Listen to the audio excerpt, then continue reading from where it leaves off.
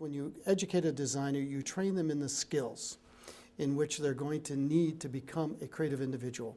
But there's also the intangibles. There's questions of what do you believe in? There's questions of what are your convictions? How do you see the larger world?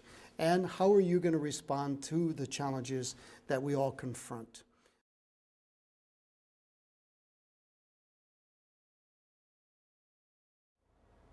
Impala is a community-based organization in northern Kenya that serves the Laikipia and the Samburu regions, just north of Nairobi. This population is a mix between three different major tribes there, which is the Samburus, the Turukanas, and the Pokots. And they're all nomadic people. It's a very difficult population to reach, also because of the terrain in the area, in the region where there are practically no roads. There is no electricity, there's really no infrastructure. Because of lack of access, there's no medical services being provided there, except by this group called Impala. They need to have these good all-terrain vehicles, or camels, as the case may be, to provide health education and medicines and knowledge to these people. It only takes some wind to blow some disease from nowhere, and it's going to clean up a whole region of people. Basic medical problems, if they're not treated, then they become very large problems. And as Impala is the only group that's treating them, if Impala doesn't get to them, then nobody else will. Remember, these communities are, for the most part, nomadic, so they move around anywhere from 2 months to 2 years. They'll be in a fixed spot, but then they move on to the next place. So Impala really has their ear to the ground, and they know what community is going to be where and when. People generally come for the medicine, right? That's the big draw. Somebody's sick, they know that Impala can cure him. But before that happens, that's when Impala inserts the preventative aspect. That's when they do the health education. Well, Design Matters as a college-wide effort is really a mechanism for Arts Center to broaden its international work and reach, and a mechanism to forge unexpected partnerships and collaborations. I think designers are not just problem solvers, but they're also opportunity seekers. And this is a way for them to reach beyond the classroom, to reach beyond the institution, and to engage the larger world. The development marketplace is a mechanism for social entrepreneurship, for academia, for small NGOs to come together through partnerships and propose projects that can have a direct impact in a given community. Judy had sent this article to us with a little note saying, oh, it would be so wonderful to do something that could impact this organization that is doing so much with so little. Mariana called me right away, and she said there was something going on. She knew about the World Bank presentation, and she said, we've got to get this included, but we've got to move fast. I think we were certainly very, very intrigued and moved actually by the work that people are doing out there in these communities. When we asked the question, what is it that you need, we got more than one answer.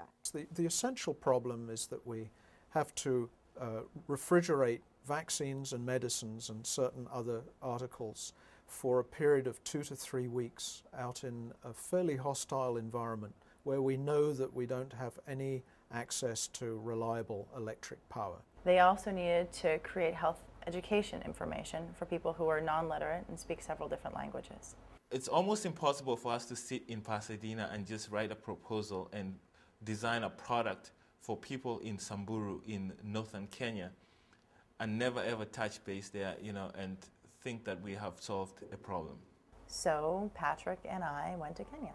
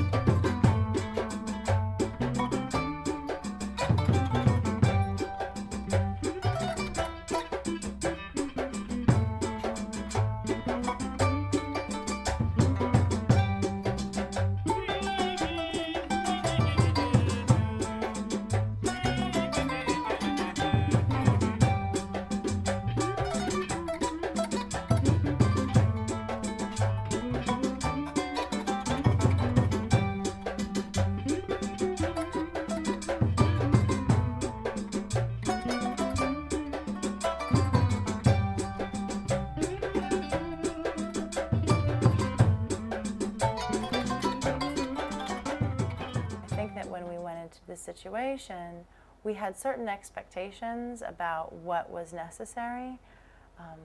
But when Patrick and I got there, it was kind of like, okay, we'll scratch that, you know. You know, good design is about making a particular component of a system function in as many different ways as possible. So we wanted to make sure that anything that was transported on this camel train could do more than one function. The camel convoys are going to carry everything that, you know, the nurses, doctors, camel handlers, the VCT counselors, and anybody else who goes along with them is going to need for the 20 or 30 days, plus all of the stuff that they need to do the community assessments, any kinds of medicines that the community might need, curatives, preventatives, vaccines. One of the things that perhaps was not surprising, but we hadn't thought so much about, was the poor camels themselves. The camels actually have quite an arduous task when they go out on these trains, and we know for a fact that they're not always the most obliging. The harness system on the camel is a multifunctional system that is going to be able to accommodate the ergonomic structure of a camel with ease. And so we've looked at a system of linkages which adapt to the camel's shape, and yet that the different components would very easily attach to the camel's luggage rack, if you like. During the convoy, there's going to be a single solar panel sitting on the camel, powering up a freezer box on the camel that holds the vaccinations. We have been careful to choose solar arrays which are large enough and yet transportable enough, and using a type of solar array which is fairly robust as well. Here we are trying to combine two systems. One is very high-tech, one is very low-tech. And to merge those two systems together to actually work and be practical was what, to me, was most interesting. In addition to providing medical treatments, Impala also provides medical services that include prevention. They educate them, you know, about HIV, AIDS, and reproduction, birth control, and good health. Practices or facts that can help them not have to use the services in the first place, if you like. We had to develop materials that embraced 6 to 7 different cultures and transcended language and transcended literacy, because half of the populations in Laikipia and Samburu are non-literate. We had to create something in which the community literally saw themselves reflected in it, and again, literally spoke a language that they recognized. A media campaign that, instead of only educating people, it actually serves to help them change behavior from behaviors that are detrimental to their health to behaviors that promote health and well-being. I think the project is very compelling, not only because it has the potential of serving these communities, but also because many of the aspects and solutions we're proposing in this mobility system are ideas that are completely applicable to other communities around the world. The same system that we have come up with for this project can also be implemented in other regions of the country or the continent or pretty much the world.